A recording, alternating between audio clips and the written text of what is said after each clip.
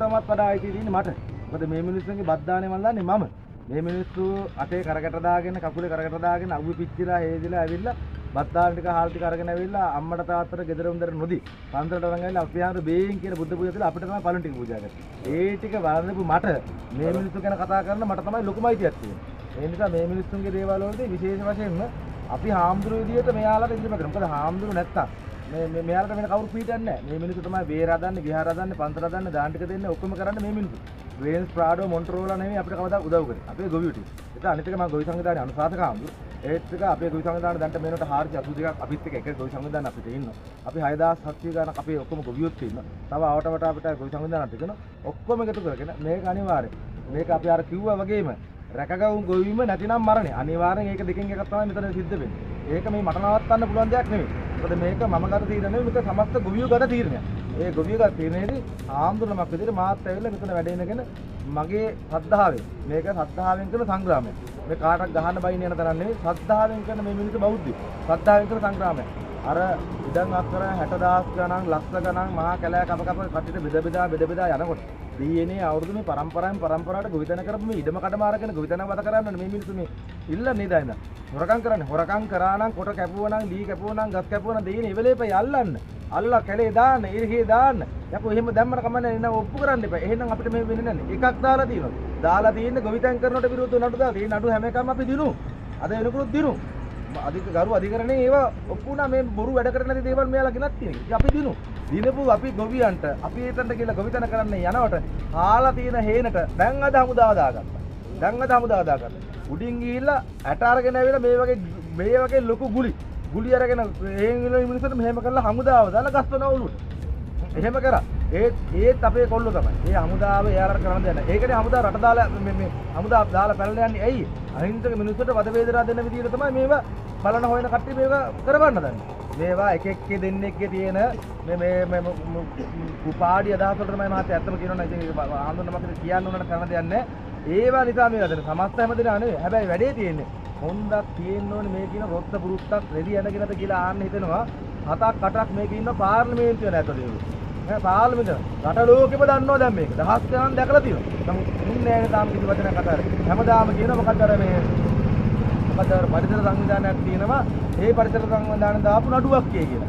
ඒ පරිසර සංවිධානයේ ඉන්න කලුකෝට් හැමගත්ත සුදු කරපටි හොදන ඒ මහත්තුරු එක්කෙනෙක්වත් අද වෙනකම් මේ ගොවි සංවිධානයත් එක්ක ගොවි බිමට ඇවිල්ලා කතා කරලා තියෙනවා. දැකලා තියෙනවා. කවුරුත් ආවේ නැහැ. පරිසර කේන්දරයේ කියන මහත්තුරු එක්කෙනෙක්වත් ආවේ නැහැ. අපි කතා කරා. එන්න කිව්වා, දකින්න කිව්වා, බලන්න කිව්වා. ආවේ නැහැ. එන්නේ නැහැ. ඒ මහත්තුරු අර කියන්නා සුදු කරපටිකාරයන්ගේ කුණු හොදන කලුකෝට් කාර්යය ටික.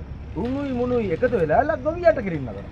ඉතින් එතකොට මේක ඉවසන්න පුළුවන්. එයාලා තමයි ඔකද යුක්තියේ දෙවකෙනගේ අතේ තියෙන ඇස් දෙක ගැට ගහලා තරාදී උඩට පඩි උන්ට ඕන පඩි දාන්නේ උන්ට ඕන බැලේ. මේ පැත්තට පඩිය කිලෝ එකකට මේ පැත්තට පස්සේ සීරි කරන්නේ එයාලා. එහෙම කළා තමයි අපේ ජීවිතත් මේ විදිහට ලාභෙට සිල්ලට කිරන්න හදන්නේ. ඒක කරන්න හොඳ නැහැ. මේ මහත්තුරුන්ටත් මනුස්සකම තියෙනවා. දයාවක් පොඩ්ඩක් කර දෙන්න. තමන්ගේ දරු පැටිය බත් කාලා ජීවත් වෙන කියලා ඌ කන්න තුනට දරුවා කනවනේ. දැකලා බලලා හිතලා මහත්තයෝ ඇත්තටම හොයන්න බලන්න ඕනේ. ඒක නිසා මම හිතනවා කතා කරන්න කිව්ව පපුව කී ගහනවා. මට වඩා මේ ඉන්න මිනිස්සු කතා කරත් එහෙම පපුව කී ගහනවා විතර මේ මිනිස්සු ඇඬෙනවා. පපුව පැලෙනවා. හැබැයි කියන්න බෑ මෙතනින් එහාට. ඉන්දියාවේ ගොවියෝ ටිකක් එකතු වෙලා බෙල්ල කපාගෙන 10 දෙනෙක් කපාගෙන ඉවිල්ලා තමයි ඉන්දියාවට මේක පෙන්නුවේ. වතුර ටික ගන්නවල. දැන් මේන් එනකොට මුතුකණ්ඩිය වතුර ටික හොරකම් කරන්න වැඩේ ඔක්කොම කරලා ඉවරයි. එහෙන් නිර්ගල කැලේ කපන ওই මාත්‍ර කියලා. එහෙන් ගිහිල්ලා මරගල කන්දේ ගිහිල්ලා එහෙන් පිටින්ම ගිහිල්ලා බංගලා හදලා, ගෙවල් හදලා, මහා මන්දිර හදාගෙන ඉවක. එතකොට මේවා කැලෑ නෙමෙයිනේ. මේක දෙයියනේ මේ ගොවියෝ පාරක්. මහවෙල්යාය. නම මහවෙල්යාය. මහවෙල්යාය කියනකොටම මුණ්ඩ දෙන්න ගන්න එපා මහත්තයෝ. වෙල්යාය කියන්නේම මේ ගොවිතැන කියන එක. ඉතින් මහවෙල්යාය කැලයක් වෙන්නේ කොහොමද? ඒ කැලේ මැදට කොහොම අර මේ තොරව 31ක් තියෙන බවක් හැදෙන්නේ කොහොමද? අමුණු හැදෙන්නේ කොහොමද? ඉතින් ඕක දන්නේ නැතිවද මේ මිනිස්සු මෙහෙම කරන්නේ අපිට? මේවා දැන මේවා ඇවිල්ලා ලෝකට ගිහිල්ලා කැහලා එයාලගෙන් අරගෙන ඇවිල්ලා අපිට ගහන්න හදනවා. අපි නෙවෙයි මේක හොරගම් කරේ. අපි නෙවෙයි මේක විනාශ කරේ. අපි නෙවෙයි මේ දේවල් කරේ. හැබැයි අපි කියනවා අපේ වැරද්ද තමයි මේ වගේ නිවට නියාලු කොන්දක් නැති අදහසක් නැති හිතක් පිටක් පපුවක් නැති. ඒකාලා පත් කරගත්තේ අපි කියලා කියනවා. ඒකේ පව දුක තමයි මේ අද අපි තාම ගෙවන්නේ. ඒක නිසා මේ පව ආපහු අපි ඉදිරියට කරන්නේ නැහැ. මේ පවකම අපි කරන්න හදන්නේ නැහැ. අත් දෙකේ කරකට කරනකම් අපි මේ කරලා අපේ දුක් ගින්න අහන්න බලන්න හොයන්නවක්වත් එන්න බැරි එකෙක්වත් ආයේ ඉතින් කතා කරන්න දෙයක් නැහැ. මම නම් හිතන්නේ සමස්ත හාමුදුරුවෝ විතර නෙමෙයි ගොවියොත් අපි ලෑස්තිලා ඉන්නේ. එන්නකො මහත්තුරුන්ට අපි පුළුවන් විදිහට එයාලා මේ රජේ ඉන්න මහත්තුරුන්ට ලෙව කන්න හරි පඩියක් අමු. අපිට ලෙව කන්නවක් නැහැ නේ මහත්තයා. බත්තක් මොනවා කන්නේ?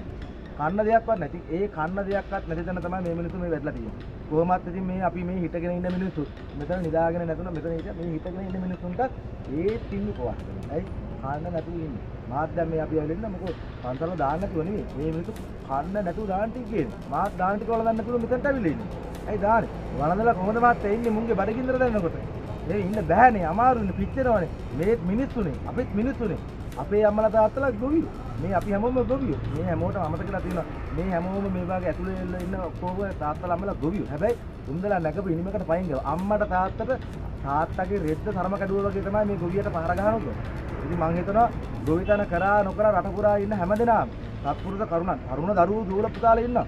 එයාලා කැමති මේවට. එයාලා ඔක්කොම එකතු වෙයි මේකට. එකතු වෙලා මේ වෙනුව හන්න ගාවේ හැමතැනම කතා කරාවි. මේක දිනන්න ඕනේ.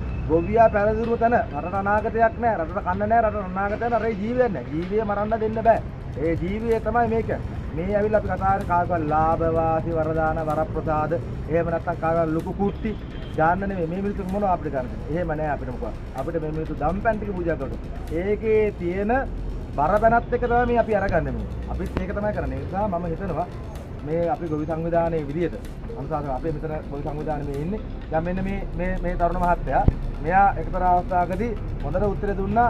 එක්තරා තැනකදී කැලයක් කියලා ගෙදරක වත්තක් ගිනි තීරෙවිලා ඉදමක් ගිනි තීරෙවිලා වෙන්නන ලෝකෙට මෙන්න කැලෑ ගිනි තියනවා කියලා. ඒක මෙයා තමයි මෙඩියත් වෙලා කතා කරලා කියන්නේ නෑ ඒක නෙමෙයි මේ වත්තක් තමයි ගිනි තිබෙන්නේ නේද? වත්තක් තමයි ගිනි තිබෙන්නේ කියලා. ඒ වගේ ලෝකෙම මුලා කරන මට්ටමට මෙයාලා සල්ලි දාලා ජනමාධ්‍ය වීඩියාගේ වැරද්ද කියලා නෙමෙයි මම යන්නේ.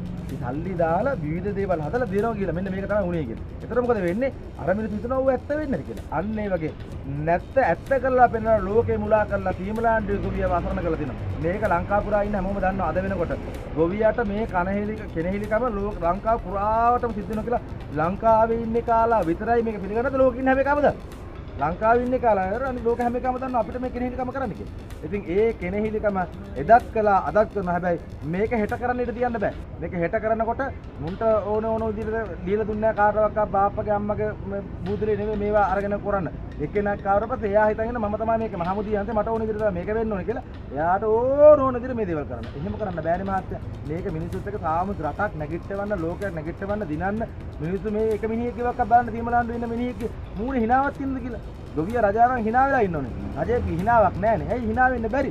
hina වෙන්න බෑ. උන්ට බඩ දීලා පිච්චිලා යනවා. දරුවෝ ඇවිල්ලා කතා කරන අම්මේ තාත්තේ දීපන් කාපන් කරපන් කියලා කියනට මුන්ට කරගන්න දෙයක් නෑ. ඒකයි මේකට දුක වේදනද. මාත් මේ හිතලා මම මේ කල්පනා කරලා කටපාඩම් කරලා කතා කරනනේ මේක පපුව පුරාට අපිට දැනෙනවා මේක. නිසා මම හිතනවා මේක අපි පාරේ නැග්ගා හැමතැනම ගියා උද්ඝෝෂණ කරා පෙළපාරි කරා පේටින් කරා ජනාධිපතිතුමා ගාටම ගියා ජනාධිපතිතුමා සීමලන්නත් ගෙන්නෙව්. ගෙන්නලා කරන්න තියෙන හැමදේම. කො දැන් අපි කොහෙ යන්න ඕන? අපි දැන් එන ඇමරිකාවද යන්න කියන්නේ. අපිට ඒවට යන්න සල්ලිත් නැහැ. අපි කාටද කියන්නේ? අපේ පාදවල මොකට හරි දෙයක් තියෙනවනේ.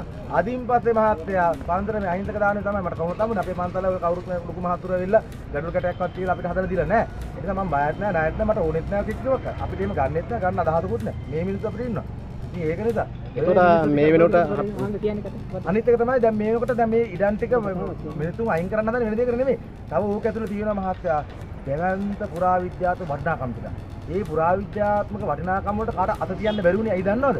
අපේ මිනිස්සු ඇහැ කන තියාගෙන පණ ටික වගේ රැකගෙන ඒ ගොවිතැනත් එක්කලා ඒව රැකගත්තා. ඒ රැකගෙන බලාගෙන හිටපු නිසා ඒව අදට රැකිලා තියෙනවා. දැන් මුන්ට ඕන වෙලා තියෙනවා මේවට ඇවිල්ලා චොපොර දාලා මේව දාලා හමුදායෙන් දාලා වට කරලා වහලා ඒ ටික හොරා ගන්න. ඒක තමයි මේ කරන්නේ. දැන් අද ගෙන් බැලුවොත් කොට ලොරි පිටින් පටමන් ගියේ කවුද කියලා හොත් ගමේ මේ ඔක්කොගෙම අහන්නකෝ. කියාවි නම් ටික. හැබැයි වැඩේ තියෙන මිනිස්සු ටික බයයි. ඇයි බය? එතන එනකොට ඌ ඉන්න වෙයිද දන්නේ නැහැ. අන්න ඒ වගේ ගතියක් මේක තියෙනවා. ආම්දුරු බයයි. අති බයයි. බය කරලා තියෙනවා. හැබැයි බයට නෙමෙයි මේ නොකිය හරි කතා කරනවා. මම කිව්වනේ භූතවරයෙක් කියලා.